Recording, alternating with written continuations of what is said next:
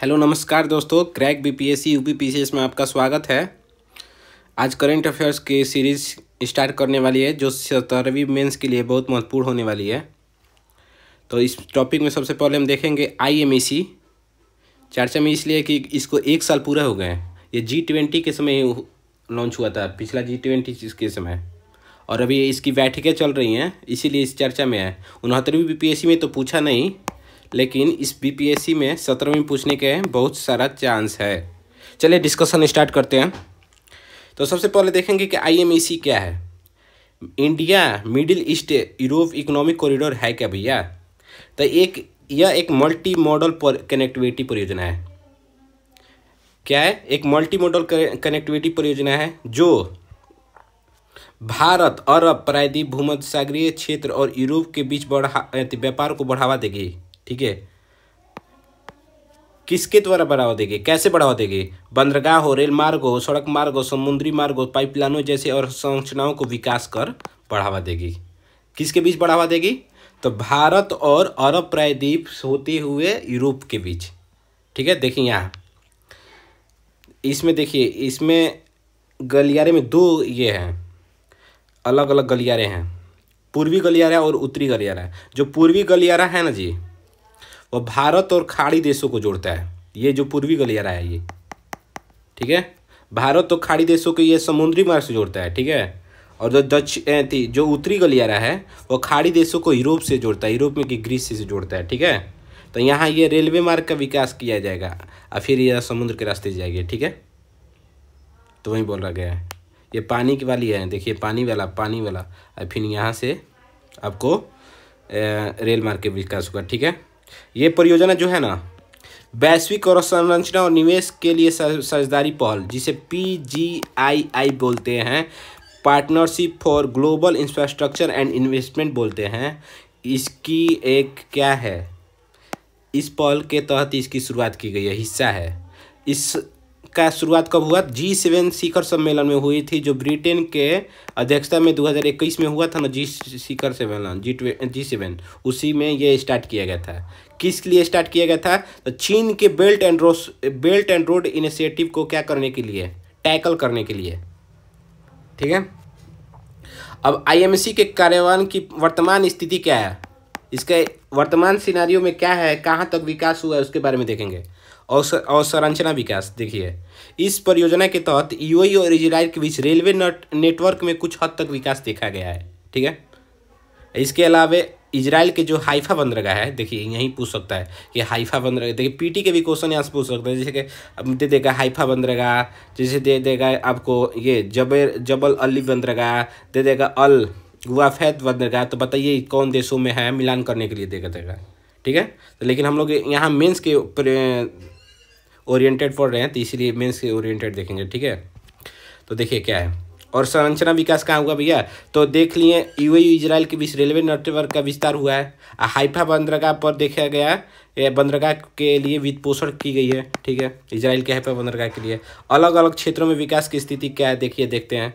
देखिए कनेक्टिविटी के स्तर पर कुछ प्रगति हुई है, हालांकि अब देखिए हालांकि क्या हुआ है, पश्चिमी एशिया में व्याप्त अस्थिरता के कारण। व्याप्त अस्थिरता क्यों है भैया पश्चिम एशिया में? क्योंकि वहाँ पर इजराइल ईरान, क्योंकि वहाँ पर इजराइल हमास, क्योंकि वहाँ पर सीरिया संकट, क्योंकि वहाँ पर हुती, सब ये सब क्या है, असंकट एकदम अशांति फैला हुए हैं। ठीक है, उसके कारण क्या है, स्वच्छ ऊर्जा निर्यात, under sea fibre optical cable, fibre बिछाने, एनर्जी ग्रीन लिंकेज और स्वच्छ ऊर्जा प्रौद्योगिकी में सहयोग करने जैसे महत्वपूर्ण क्षेत्रों में प्रगति नहीं हुई है। ठीक है, अब देखिए व्यापार प्रक्रियाओं का विकास, व्यापार प्रक्रियाओं के मानकीकरण और उन्हें सुविधाजनक बनाने हेतु दिशा में कदम उठाया जा रहा है। जैसे भारत और यूएई के बीच जो वर्चुअल ट्रेड कॉरिडोर शुरू किया गया है, ये बहुत बढ़िया इनिशिएटिव है इसको लेकर। ठीक है, वर्चुअल ट्रेड कॉरिडोर है क्या? पहले इसका ये आईएमईसी का ही हिस्सा है। इसमें क्या है इसका उद्देश्य? इसका उद्देश्य है कि व्यापार को सरल बनाना, किससे? प्रशासनिक प्रक्रियाओं से सरल बनाना है। ठीक है, जिससे कि समय में कमी, लॉजिस्टिक लागत में कमी होगा और व्यापार क्या होगा, सुगम बनेगा। ठीक है, समावेशी दृष्टिकोण, आइए इसी में मध्य पूर्व के कुछ अन्य देश जैसे कतर, ओमान, हो गया, मिस्र हो गया, तुर्की भी शामिल होने के हैं आगे फ्यूचर में, ऐसा संभावना जताई जा रही है कि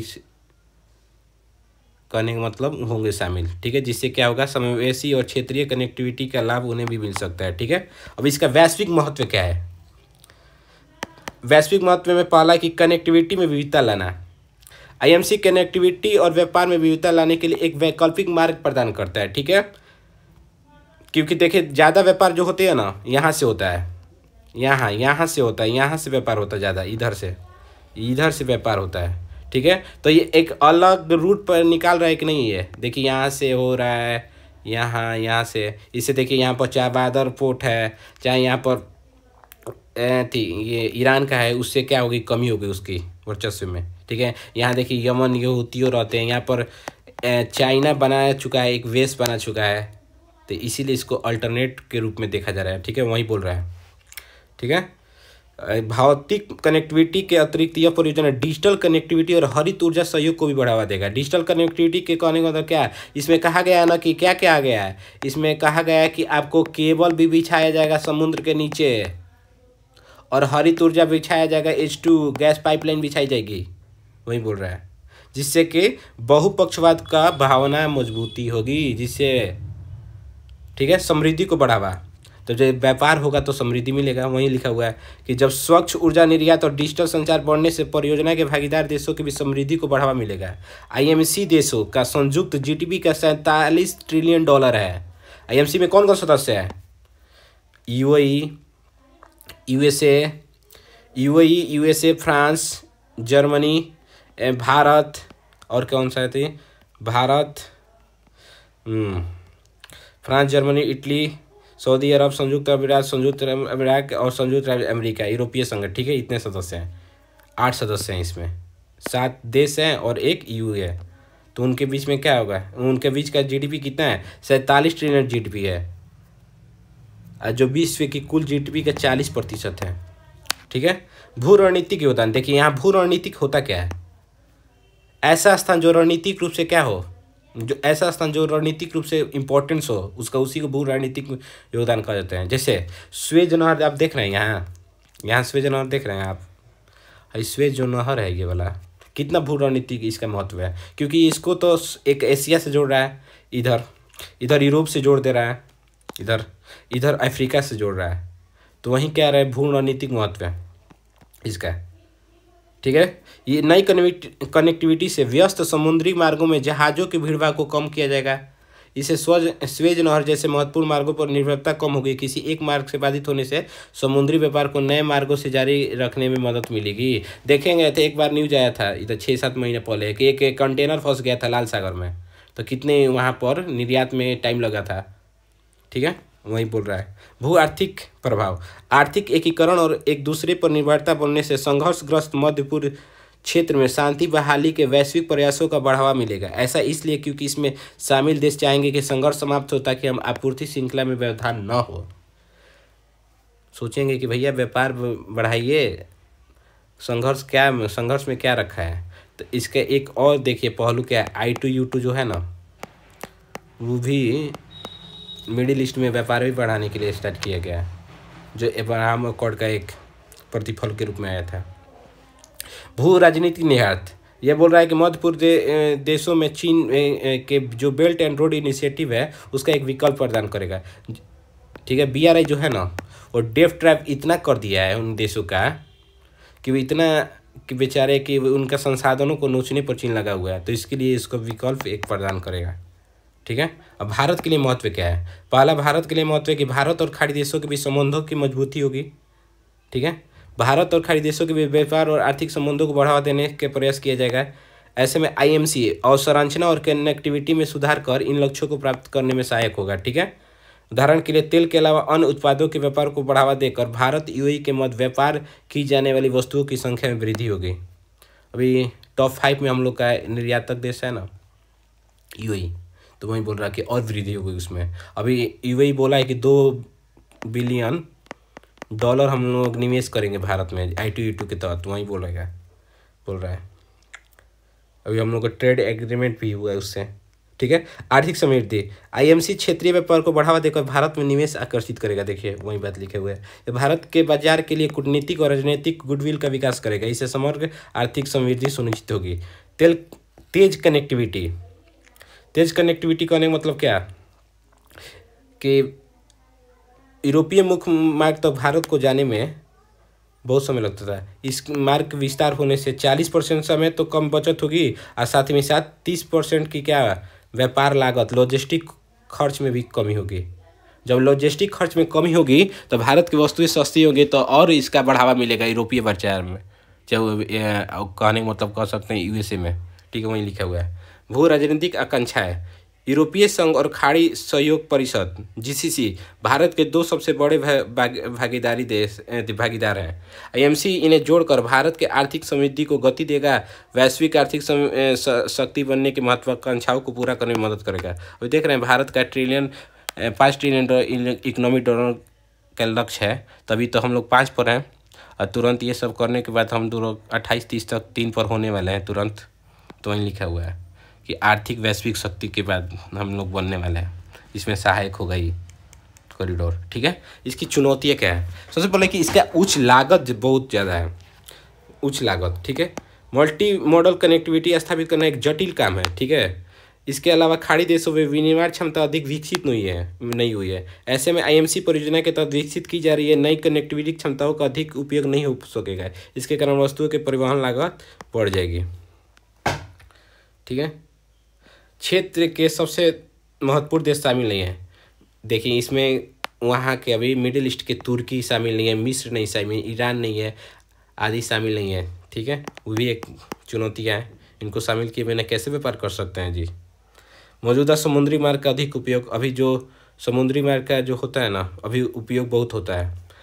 फारस की खाड़ी और बाबा अलमंदे से होते हुए लाल सागर, स्वेज नहर से होकर गुजरने वाले मौजूदा समुद्री मार्गों का व्यापक रूप से उपयोग किया जाता है। ठीक है, वहीं बोल रहा है कि नए मार्ग बनाएंगे तो महंगा परियोजना होगा, अब महंगा परियोजना होगा ना तो सीमित व्यापार होगा, वैश्विक प्रभाव पर प्रभाव।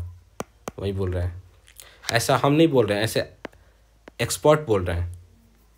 ठीक है, क्षेत्रीय अस्थिरता, मध्य पूर्व हमेशा से आसान क्षेत्र रहा है, जैसे कि इजराइल हमास युद्ध, लाल सागर में यमन हूथियों का विद्रोह आदि। ठीक है, ये चुनौतियाँ व्यापार को बाधित करती है। देखते हैं कि यमन जो लुटेरे होते हैं कैसे बंदी बना लेते हैं समुद्री जहाज़ों को, वहीं लिखा हुआ है। अरब इजराइल संबंधों का सामान्यीकरण, देखिए अरब इजराइल संबंधों का सामान्यीकरण कहाँ से स्टार्ट हो रहा है? अब्राहम अकॉर्ड जो ट्रम्प जी करा के गए थे पिछला, उसी से तो ITU बना, तो वही सामान्यीकरण आईएमसी के विकास का मूल आधार था। हालांकि जिस तरीके से इजराइल फिलिस्तीन संघर्ष विकराल रूप लेता जा रहा है, उससे आईएमसी का क्रियान्वयन पर संकट के बादल मंडराने लगे न। हाँ वो तो है, लेकिन अभी तो सीज फायर हो गया है, अभी तो शांति बहाल हो गई है। बाइडेन जाते जाते शांति बहाल करके गए हैं, देखिएगा आगे क्या होता है। लेकिन 1 नवंबर का करंट है, इसलिए ये लिखा हुआ है बात। वित्त पोषण की प्रतिबद्धता है, परियोजना लागत के वित्त पोषण को लेकर भारत अब तक के भागीदार देशों ने अधिक प्रतिबद्धता नहीं दर्शाई है। इसमें सबसे ज़्यादा कम इंटरेस्ट यूएसए ले रहा है। ठीक है, अभी इंटरेस्ट इसका कम है। देखिए ट्रम्प आने के बाद क्या करते हैं, ये तो पीटी के लिए इम्पोर्टेंट है, कंपेरिजन किया, इससे हम लोग को कोई लेना देना नहीं है। बेल्ट एंड रोड इनिशिएटिव के बारे में पढ़ लें। ये चीन सरकार की महत्वाकांक्षी परियोजना है। इस परियोजना की शुरुआत 2013 में हुई थी और इसका उद्देश्य क्या है? भूमि और समुद्री मार्गों के माध्यम से एशिया, अफ्रीका और यूरोप को जोड़ना है। इसके 2 घटक हैं, एक सिल्क रूट इकोनॉमिक बेल्ट, ठीक है, ये सड़क मार्ग वाला है सिल्क रूट, ठीक है, ये समुद्री रेशम मार्ग ये है आपको मैरीटाइम सिल्क रूट, ठीक है, समुद्री मार्ग वाला। तो यह एक अंतर महाद्वीपीय सड़क मार्ग है। यह चीन को दक्षिण पूर्व एशिया, दक्षिण एशिया, मध्य एशिया, रूस और यूरोप से सड़क मार्ग द्वारा जोड़ेगा।